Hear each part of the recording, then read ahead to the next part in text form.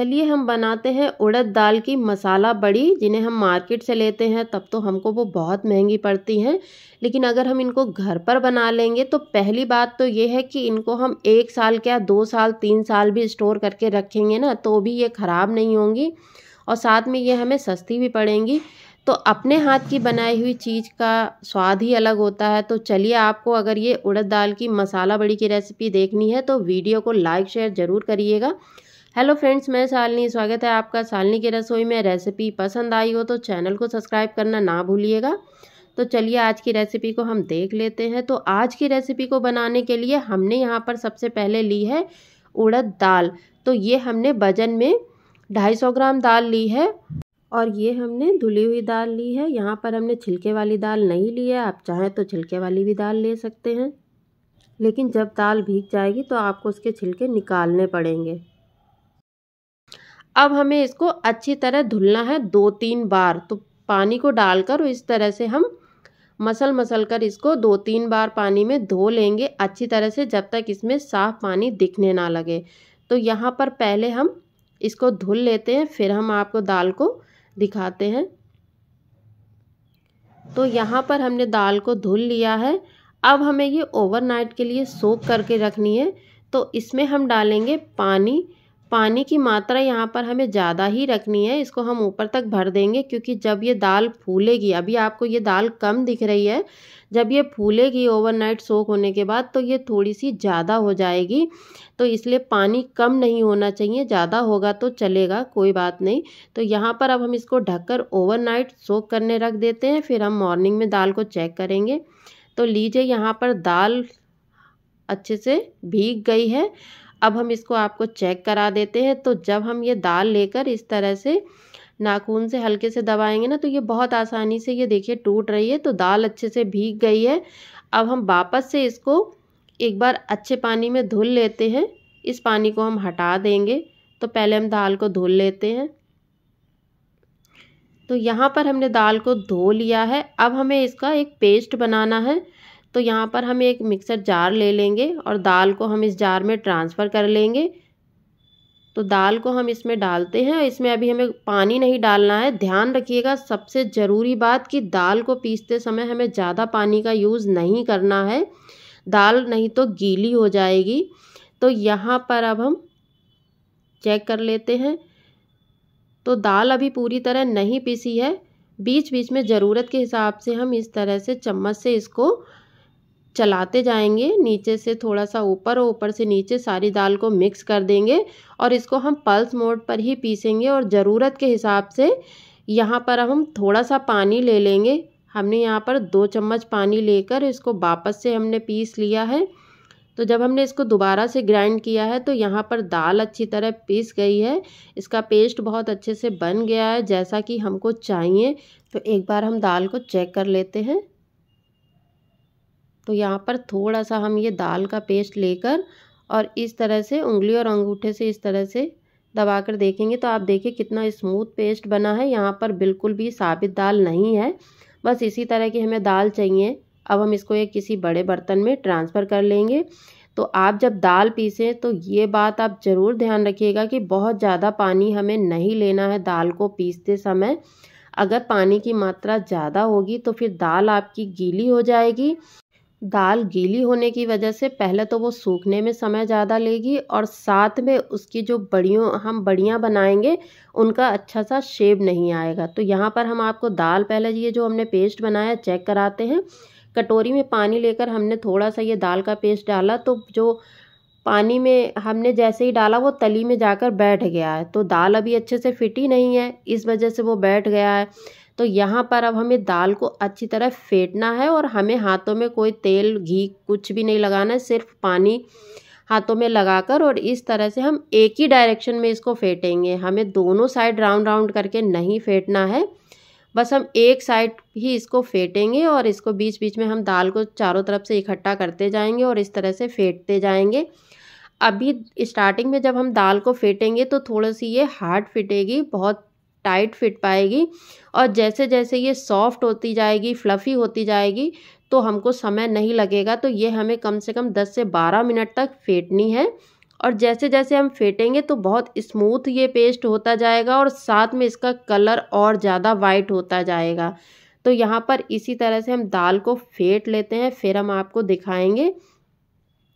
तो दाल फेंटते हुए हमें 10 मिनट हो गए थे। अब यहाँ पर आप देख सकते हैं कितनी फ्लफ़ी दाल हो गई है, कितने अच्छे से इसमें हम और स्पीड में हाथ चला सकते हैं। तो इसका मतलब दाल अच्छे से फिट गई है। लेकिन हम चेक कैसे करें कि दाल अच्छे से फिट गई है? तो लीजिए हम आपको वो भी चेक करा देते हैं। तो जो हमने कटोरी में आपको पहले दाल थोड़ा सा पेस्ट डालकर दिखाया था तो वो तली में बैठ गया था। तो यहाँ पर वापस से उसी पानी में हम थोड़ा सा दाल का ये बैटर लेंगे और इसको अब हम डालेंगे। तो आप देखिए ये पानी में ऊपर तैर रहा है। तो इसका मतलब ये है कि दाल यहाँ पर अच्छी तरह फिट गई है और बहुत लाइट वेट हो गई है। तो अब हम इसमें डालेंगे मसाले। तो यहाँ पर हम मसाला बड़ी बनाने वाले हैं तो मसाले तो इसमें जाएंगे ही। तो यहाँ पर सबसे पहले लेंगे आधा चम्मच हींग, आधा चम्मच हमने लिया है यहाँ पर काली मिर्च का पाउडर, 1 चम्मच लेंगे यहाँ पर हमने दरदरी कुटी हुई साबुत धनिया, 1 चम्मच यहाँ पर हमने लिया है आमचूर पाउडर। ध्यान रखिए यहाँ पर हमें चाट मसाला नहीं यूज़ करना है क्योंकि उसमें नमक होता है। इस रेसिपी में हमें अभी नमक नहीं यूज़ करना है। साथ में ले लेंगे यहाँ पर हम कसूरी मेथी, इसको क्रश करके डालेंगे, बहुत अच्छा स्वाद आता है कसूरी मेथी का। अब हमने 1 चम्मच यहाँ पर चिली फ्लेक्स लिया है, वो भी डाल दिया। अगर आप चाहें तो यहाँ पर बारीक कटा हुआ हरा धनिया भी ऐड कर सकते हैं। अब सभी चीज़ों को यहाँ पर हम मिक्स कर देंगे। तो यहाँ पर दाल रेडी हो गई है। अब हम ले लेंगे कि बड़ियाँ हम किस बर्तन में बनाएं।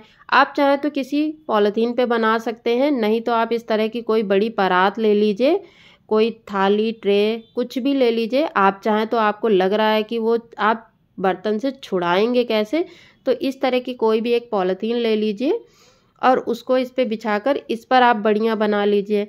लेकिन ये चिपकती नहीं है बर्तन में, बहुत ही आसानी से ये निकल जाती हैं। तो यहाँ पर अब हमें करना क्या है, हाथों में लगाना है पानी। बस हमें इस रेसिपी में पानी का यूज़ करना है, वो भी बहुत ज़्यादा नहीं। तो यहाँ पर अब हम दाल इस तरह से थोड़ा सा ये जो पेस्ट हमने बनाया है हम वो ले लेंगे और हम आपको एक बार यहीं पर चेक करा देते कि हमें बड़ियाँ किस तरह से बनानी है। इस तरह से हम उंगली से थोड़ा थोड़ा ये जो दाल का पेस्ट है इसको इस तरह से हम गिराते जाएंगे। तो बड़ियों का शेप जो है वो ऐसा ही आएगा। हाँ, बड़ी आप साइज़ में छोटी या बड़ी जैसा आपको पसंद हो आप वैसी बना सकते हैं। हम यहाँ पर मीडियम साइज़ की बड़ियाँ बनाएंगे।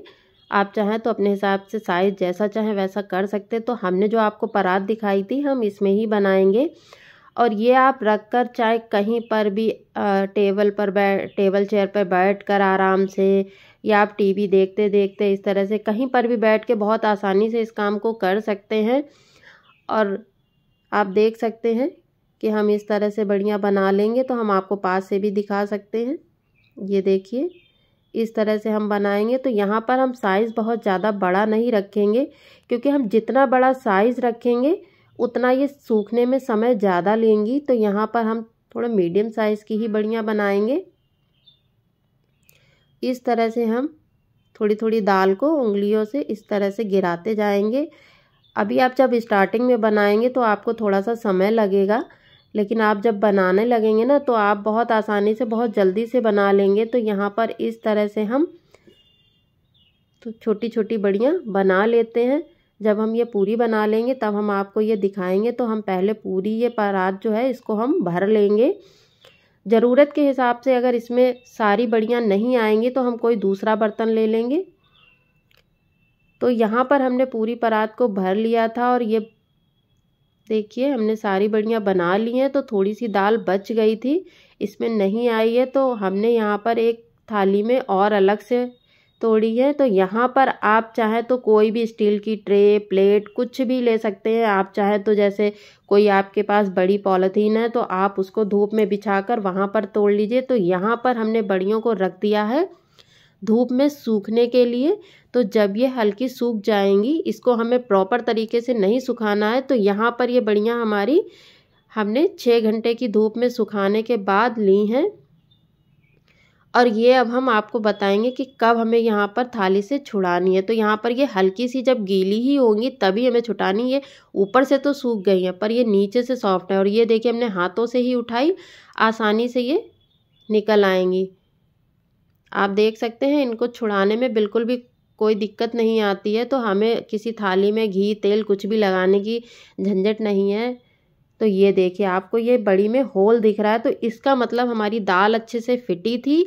और बढ़िया हमारी जब हम इसकी कोई रेसिपी बनाएंगे तो वो अच्छे से गल जाएंगी, सॉफ्ट हो जाएंगी।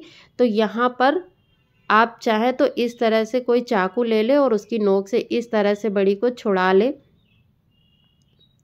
बहुत जल्दी से ये निकल आती हैं, लेकिन ये हमें पूरी तरह सुखाने के बाद नहीं छुड़ाना। अगर हम पूरी तरह ये सुखा लेंगे तो ये जब हम इनको छुड़ाएंगे तो ये थोड़ी सी टूटेंगी।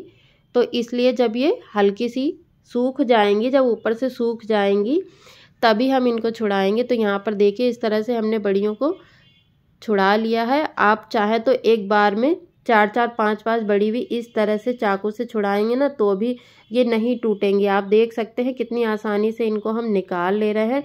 बिल्कुल भी कोई भी झंझट नहीं होती है इनको निकालने में कि हम इनको कैसे थाली से निकालेंगे। तो ये देखिए बढ़िया बनकर रेडी हो गई हैं। अभी हमें इनको छुड़ाने के बाद 1 दिन की धूप और लगानी है, क्योंकि जब बढ़िया अच्छी तरह सूख जाएंगी तभी हम इनको स्टोर करके रख सकते हैं। नहीं तो ये जो है बीच में अगर अच्छे से सूखेंगी नहीं तो ये ख़राब जल्दी होंगी।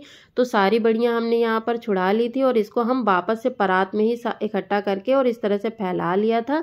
तो वापस से हमने यहाँ पर इसको 1 दिन की धूप लगा ली थी, बढ़िया अच्छी तरह सूख गई थी। तो अब हम इसको एक प्लेट में निकाल लेंगे।